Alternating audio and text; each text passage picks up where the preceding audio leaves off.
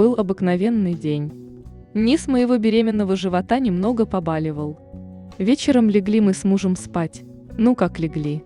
На тот момент я читала «Идиота» Федора Достоевского. Оставалось совсем немного дочитать, и мне очень хотелось завершить свое чтение именно этой ночью. Дала себе установку: пока до конца не прочитаю, не усну.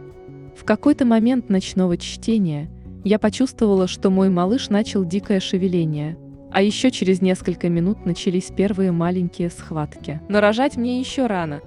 Я планировала сделать это только через недели-две, да и «Идиот» еще не до конца дочитан. В общем, я, как не особо умная в первый раз беременная дама, не стала обращать на это внимание. Мужу, естественно, ничего не сказала и продолжила преспокойно себе вникать в классическую литературу. Когда утром все стали собираться на работу, интервал между схватками был уже 25 минут. Но меня это никак не подвигло на мысль о том, что надо тормошить мужа, не отправлять его на работу, а мчать срочно в больницу. Время 1 дня, я одна в обнимку со своим Достоевским. И тут началось. Боли стали слишком ощутимы. Меня начало переворачивать наизнанку. Но женщины же люди сильные. Превозмогая боль, собираю свои котомки, захватываю томик, куда же без него, и степенно выплываю на улицу. Делаю 10 шагов и понимаю, что все. Дальше я идти не могу. Озираясь по сторонам глазами уже полными слез, вижу подъезжающий к остановке трамвай. Еле-еле в него заползаю. И тут бы присесть, перевести дух.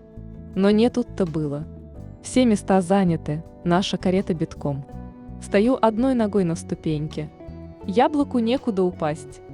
Мужчины с деловыми лицами чинно отворачиваются в сторону, всем своим видом показывая, что моя беременность – это не их вообще дело. Женщины с пониманием оглядывают меня оценивающе и не сдвигаются со своих мест. Вот, думаю, докатились товарищи. Спасибо за понимание.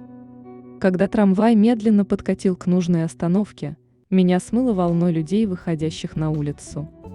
Каким-то чудом проскользнув в проем приемного отделения, я уже на последних нотах издыхания кричу, а может шепчу: «Помогите! Рожаю!» За пеленой вижу белые халаты и кого-то в них кричащих мне: «Куда вы, девушка? Стойте! Стой, дуреха, на месте!» Уже в очень плотном тумане, уложенная на что-то твердое и холодное, слышу первые звуки своего малыша.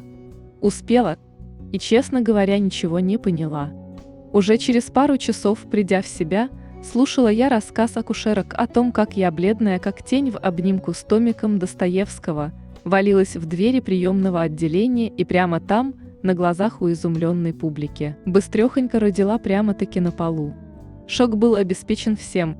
Зрелище не для слабонервных. Достоевского из рук я так и не выпустила во время родов. Врачи говорили, вцепилась так, что не оторвать.